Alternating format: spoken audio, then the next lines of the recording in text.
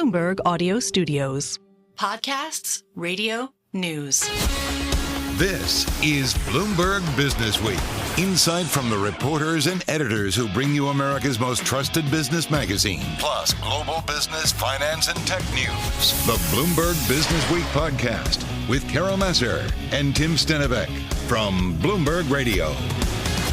As we mentioned earlier, that hawkish cut by the Fed, as expected, Fed officials lowering their benchmark interest rate for a third consecutive time, reined in the number of cuts they expect in 2025, signaling greater caution over how quickly they can continue reducing borrowing costs. Here's Fed Chair Jay Powell earlier at today's press conference. I think that the slower pace of cuts for next year really reflects both the higher inflation readings we've had this year and the expectation that inflation will be higher.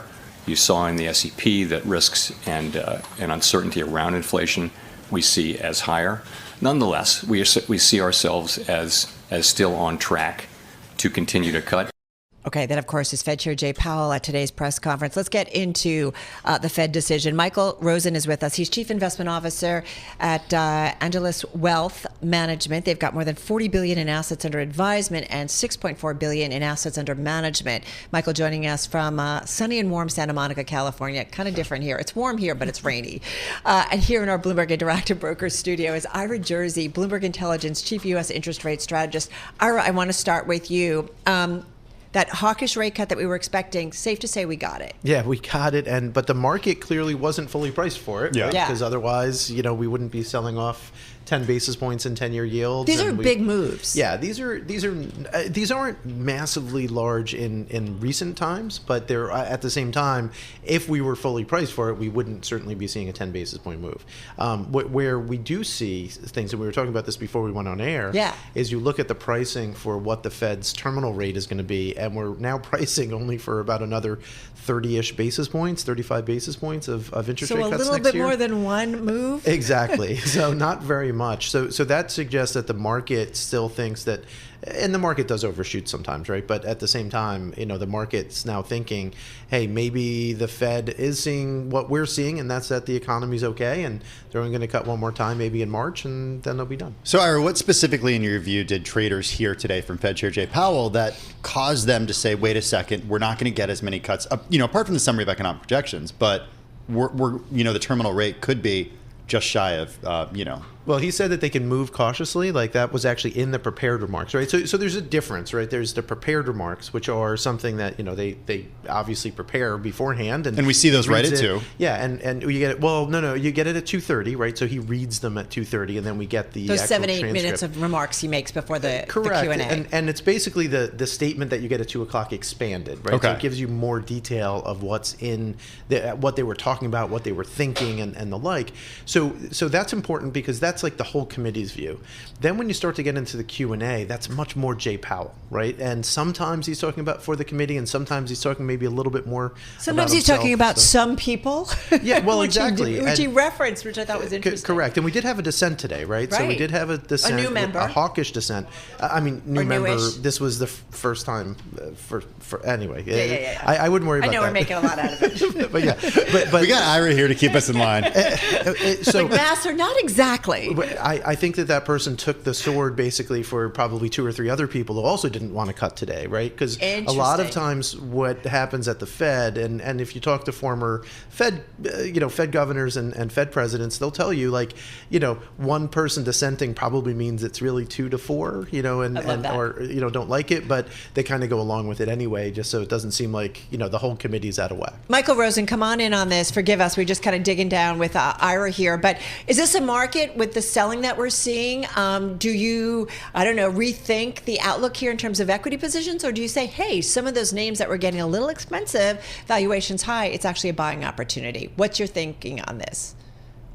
Well, Carol, good to be with you. I actually think Ira has the right point. I think the market was priced to be more bullish, perhaps, than actually it turned out to be, and we knew we would have a hawkish cut in rates. But again, I think the market maybe was just a little bit too euphoric coming into this, and that's why maybe we're seeing the sell-off. And you're seeing it in the areas that are much more interest rate sensitive, like real estate and consumer discretionary, for example. So do you buy on this? Are you saying that these are opportunities? Or do you say, well, wait a minute, this is a bit of a reset, and so maybe a different environment for equities going forward? Yeah, I really don't think it's a reset. I think actually the bond market's been behind the curve, not the equity market. The economy is strong. Wages are up, incomes are up, profits are at record levels, and profits are really what drive equity markets over time. So as long as profits are holding in, and they are, with a strong economy, we just saw an ease that happened today. Every indication suggests to me that profits will remain on an upward trajectory, and that is still bullish for equities. I think I would focus on areas that are generating the profits, and those are the big tech companies, the big platform companies that generate tremendous amounts of cash and profits, and those have been the leaders, and I think those will continue to be the leaders as long as those profits remain strong. Areas that are more interest rate sensitive are going to be disappointed. With the economy strong, with inflation that has come down but not nearly enough, and in fact is probably on the rise at this point, interest rates are going to have to move higher. So anything interest rate sensitive is going to be facing a headwind. All right. So unfortunately, I've got about a minute left here. So saving 30, 40 seconds for you, Ira. So what's kind of, I don't know, like, how do you think about, do we all just pack up and just wait until 2025, or what's your next focal point here? Well, I think 4.5%, 4.49, if you want to get really wonky, is a very important technical level for 10-year Treasury yield. So we break that. The next big level is 4.7%, right? So if we break right where we are now, you could wind up seeing a pretty large kind of follow-on move, stops getting hit, and you could wind up seeing some more volatility in the rate market in a hurry. Michael saved actually 15 seconds for you. So now do we start thinking about the next earnings? And I was just going to pull up JP Morgan, dare I say, January 15th, earnings, the next focal point, just really quickly.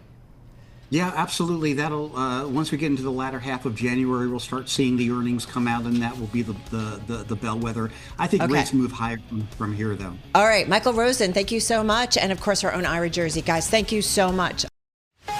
You're listening to the Bloomberg Businessweek podcast. Catch us live weekday afternoons from 2 to 5 p.m. Eastern. Listen on Apple CarPlay and Android Auto with the Bloomberg Business app, or watch us live on YouTube. This is Bloomberg Businessweek. Insight from the reporters and editors who bring you America's most trusted business magazine. Plus, global business, finance, and tech news as it happens. Bloomberg Businessweek with Carol Massar and Tim Stenovec on Bloomberg Radio. All right, everybody, as you know, we are all in on the Fed today. Bank stocks sensitive to monetary policy moves really getting hit in a big way. I'm looking at the KBW Bank Index falling down to its biggest one-day drop in 4 months. I'm just checking. Is that the close? Down 4.3%? Yeah, that's at the close, down 4.3% today. Yeah, because it looks like it's continuing to drop, I think, in the aftermarket. That's not surprising given what we heard from Trump just now, and also concerns maybe that the sell-off continues into tomorrow's session. It's a really good point, right? I mean, just kind of layering more and more stuff. We should put out shares of the publicly held New Jersey-based ConnectOne Bank Corp, which is the parent company of ConnectOne Bank. It too, not surprisingly, like a lot of other names, a lot of banking names, getting hit. Let me just pull up the close, down 7% in today's session. We should point out that the bank has $9.89 billion in assets, counts small businesses and construction companies among its customers. It's why we always love to check in with Frank Sorrentino. He is chairman and CEO of ConnectOne Bank Corp, and he joins us from Englewood Cliffs, New Jersey. The company has about a $911 million market cap company. Frank, good to see you. What stands out for you today in today's Fed decision? Your stock, like most bank stocks, getting hammered, the whole market really across the board. Is there something ominous coming? So great to be back with you, Carol and Tim. I find it always fascinating that good news brings negative markets, right? So a stronger economy and a place where people are doing well and strong employment and all the other things that define a more robust economy, and the market sells off. So certainly, I don't think there was any surprise to today's Fed action. Interest rates being lowered by 25 basis points, some rhetoric around future cuts not being as much as the market wanted. And I think that's what really drove a lot of the sell-off today. And so there was a lot of enthusiasm and optimism, certainly in the banking system, about much lower interest rates. Well, that's not really going to happen. On the flip side, I think we're going to start to see potentially a steepening yield curve for banks. And so ultimately, I think it will be a good thing.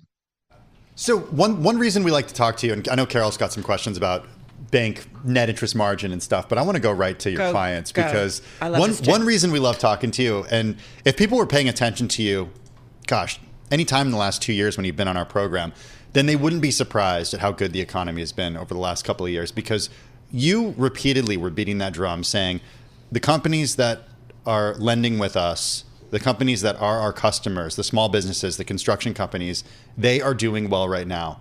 How are they doing compared to over the last 2 years for you? Look, I think I've said this before. What we are seeing today, we are still in quite a robust economy. The vast majority of our clients are reporting good news. Is there some normalization going on within the economy today? From all the post-COVID, the monetary policy, the expansion of the Fed balance sheet, liquidity in the system? Sure. Is that all beginning to normalize, and we're getting to a more consistent with historical norms relative to interest rates and growth rates and everything else? Yes, that's happening. Is anyone really saying that the economy is weak today? I don't see it. Our clients are still saying it is difficult to hire staff today. People are demanding more money. Supplies cost more. There is a little bit of inflation still within the economy. But certain things are beginning to level off. Rents are beginning to level off a bit. Potentially housing prices are reaching a point where they're becoming, I don't want to say unaffordable, but they're certainly reaching the edge of people's affordability spectrum. Interest rates are playing a role there. There's been a lot of desire to see interest rates come down a bit. I don't think it's going to happen. I think we are in a very strong cycle, and I think it's going to continue. Well, certainly, if you think about everything that we're talking about doing in this next administration, these things all have some inflationary component. So we are going to see a strong economy in my opinion, as far as the eye can see. So Frank, then why did the Fed cut rates? Which is kind of the question I think our Mike McKee asked. Like, I feel like this is the 5-year-old to Jay Powell. Why? So why? Why cut rates if the economy is robust, like you say? Look, I think the data that the Fed was looking at, they're looking in longer term, segments of time, and they have what they want to get to, which is a neutral rate. And I think this is part of their program to get there. I don't serve on the Fed, so I don't know for sure. I don't know exactly what data they're looking at, but clearly they're seeing signs that they can get to a certain point in the interest rate curve on the short end that meets with the program that they believe brings us full employment, low inflation, and gets the economy to continue to move on. You have to say they've done a pretty good job up until now. I don't know that anybody should have been surprised by today's action, but I understand the point, like why lower rates, but I don't think it's a month by month, decision. I think these are decisions that they make with a bigger period of time in mind. Well, people clearly surprised given the equity market reaction and the bond market reaction. Hey, one thing we wanted you to weigh in on is the political environment, which we know that CEOs don't love to do, but this is the world we live in. We just learned that President-elect Donald Trump said he is opposed to the proposed short-term government funding bill that has just been floated by Congress. This according to Fox News, who cited a conversation with Trump. What does that mean to you? And what does another 4 years of Donald Trump mean to you, given what we learned about him 2017 to 2021? How are you preparing for it? Well, look, I think I try to look at the economy. I try to look at our clients. I try to look at how these things are going to impact them. And the only thing that concerns me about things like we heard today is creating a level of uncertainty. And, the one thing that business and the economy really wants is certainty. They want to understand where things are headed, how can they make plans, and how can they go about running their lives, running their businesses. And whenever there's any level of uncertainty and, talking about the federal budget and whether we're going to fund it or not, and whether people are going to get paid, government employees, that creates uncertainty, and that's generally just not good. Hey, just got about a minute left. So how frustrating is that for you? You've got to make decisions. I mean, you guys expanded your reach. Last time we talked with you in September, we talked about that.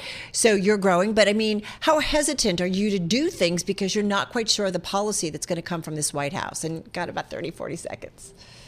You know what? I whether it's this administration or any other administration, I look at what's going on the ground, and I am very bullish about what I see. Certainly in our market area, certainly around what we're doing here as a nation. We are the greatest nation on the planet. We live in one of the greatest parts of the nation. I'm very bullish about our economy, and so I make those decisions, and we all here at ConnectOne make those decisions based on what our clients are telling us and what their needs are. And so we feel pretty good about where things have been. As you said, I've been saying the same thing for the last couple of years, and where things are going. Are you as robust in your outlook as you were 3 months ago prior to the election? And again, just got about 10 seconds. I think we will see some winners and losers as we move forward. Okay. And it may be slightly less robust, but robust nonetheless. All right. Good stuff as always. Frank Sorrentino, Chairman, CEO at ConnectOne Bank. This is the Bloomberg Businessweek podcast, available on Apple, Spotify, and anywhere else you get your podcasts. Listen live weekday afternoons from 2 to 5 p.m. Eastern on Bloomberg.com, the iHeartRadio app, TuneIn, and the Bloomberg Business app. You can also watch us live every weekday on YouTube and always on the Bloomberg Terminal.